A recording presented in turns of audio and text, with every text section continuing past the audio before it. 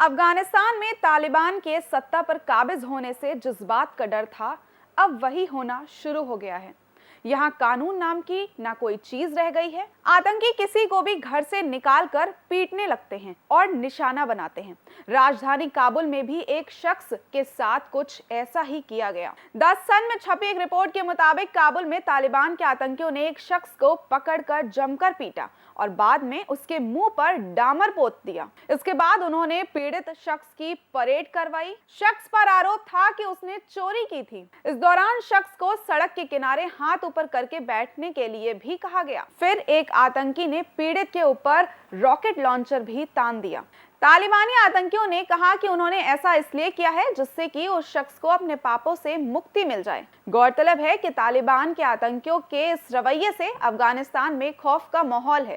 तालिबान ने वादा किया है कि वो अफगानिस्तान में इस्लामिक शरिया कानून लागू ही करेगा। और इस वक्त की सबसे बड़ी खबर आपको बता दें कि अफगानिस्तान के राष्ट्रपति अशरफ गनी इस समय अबू धाबी में हैं और यूएई की सरकार ने उन्हें मानवीय आधार पर शरण दे दी है। वहीं दूसरी तरफ तालिबानी नेता मुल्ला बरादर 20 साल बाद कतर एयरफोर्स के एक मिलिट्री प्लेन से कंधार पहुंच गया है और यहीं से वो काबुल जाएगा। उसकी तस्वीरें आप देख सकते हैं हवाई अड्डे से। पीछे जो विमान आपको दिखाई दे रहा है C-17 एयरक्राफ्ट, ये कतर एयरफोर्स का है जिसके जरिए मुल्ला बरादर कंधार पहुंचा है।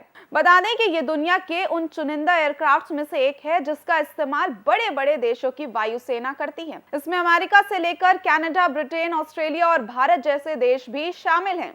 आपको बता दें कि बिना हथियारों वाले C-17 एयरक्राफ्ट की कीमत 2,750 करोड़ रुपए तक हो सकती है और कतर ने एक तालिबानी की खातेदारी के लिए अपनी वायुसेना के इतने महंगे विमान को लगाया है। मुल्ला बरादर अफगानिस्तान का नया राष्ट्रपति बन सकता है, इसलिए उसका कंधार पहुंचना बहुत बड़ी और महत्वपूर्ण खबर है। कंधार को तालिबान का गढ़ माना जाता है और यहीं से तालिबान के बड़े कमांडर्स और नेता ऑपरेट करते हैं। आप कह सकते हैं कि कंधार में तालिबान के आतंकवादियों की संसद बैठती है जिसका समर्थन जुटाने के लिए मुल्ला बरादर वहां पहुंचा है। अब इस शख्स की पूरी हिस्ट्री भी हम आपको बता देते हैं। पिछले वर्ष जब अमेरिका के साथ मुल्ला बरादर ने शांति समझौते पर हस्ताक्षर किए थे तो इसके लिए कतर ने ही दोहा में सारे इंतजाम की जिम्मेदारी उठाई थी। 8 वर्षों के बाद जब मुल्ला बरादर 2018 में पाकिस्तान की जेल से रिहा हुआ था तब भी कतर ने उसे अपने देश में जगह दी थी और उस समय मुल्ला बरादर को कतर में तालिबान के राजनीतिक दल का प्रमुख बनाया गया था। मुल्ला बरादर को अमेरिका ने पाकिस्तान में इसलिए गिरफ्तार कराया था क्योंकि उसे लगता था कि वो उसके लिए बड़ा खतरा हो सकता है और बड़ी आतंकवादी गतिविधियों को अंजाम भी दे सकता है। अमेरिका के ही दबाव पर उसे 8 वर्षों तक जेल में रखा गया था और अमेरिका के ही दबाव पर उसी से दोहा में पिछले साल शांति समझौते पर तालिबान से हस्ताक्षर करवाए। इससे आप अमेरिका के चरित्र को भी समझ सकते हैं।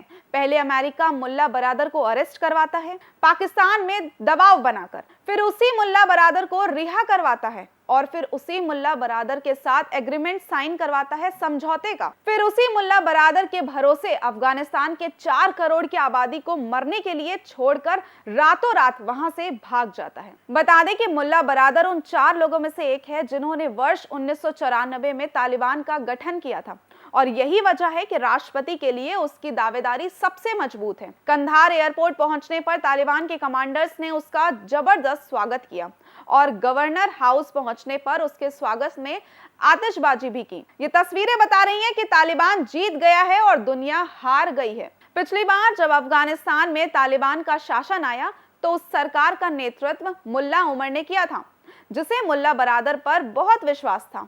मुल्ला बरादर ने बाद में मुल्ला उमर की बेटी से शादी भी की और तालिबान की सरकार में वो उप विदेश मंत्री भी बना। बता दें कि उसने नाटो यानी कि नॉर्थ अटलांटिक ट्रीटी ऑर्गेनाइजेशन के देशों की सेना के खिलाफ कई लड़ाइयां लड़ी, जिहाद के नाम पर कई बड़े आतंकवादी ऑपरेशन का नेतृत्व किया, कतर और पाकिस्तान जैसे देशों के साथ तालिबान का संतुलन बनाकर रखा और तालिबान के राजनीतिक मामलों में भी उसका हमेशा से दखल रहा है। आज मुल्ला बरादर 20 वर्षों के बाद अफगानिस्तान पहुंचा है। तो इससे ये साफ होता है कि उसे वहां की सत्ता मिलने वाली है। लेकिन आज दुनिया भर के नेताओं को यह भी सोचना चाहिए कि क्या वो अंतर्राष्ट्रीय मंच पर एक ऐसे नेता का स्वागत करेंगे जिसने जिहाद और इस्लामिक कट्टरपंथ के नाम पर आतंकवाद को सही ठहराने की कोशिश की, और इससे क्या गारंटी है कि वो अफगानिस्तान का नया राष्ट्रपति बनने के बाद ऐसा नहीं करेगा। दोस्तों, इस खबर के साथ मैं थी चेल्सी सिंह। अगर आप हमें YouTube पर देख रहे हैं तो हमारे चैनल को सब्सक्राइब करें, Facebook पर देख रहे हैं तो हमारे पेज को लाइक करें, और अगर आपको हमारी ये वीडियो पसंद आई है तो इसको लाइक और शेयर करना बिल्कुल ना भूलें। शुक्रिया।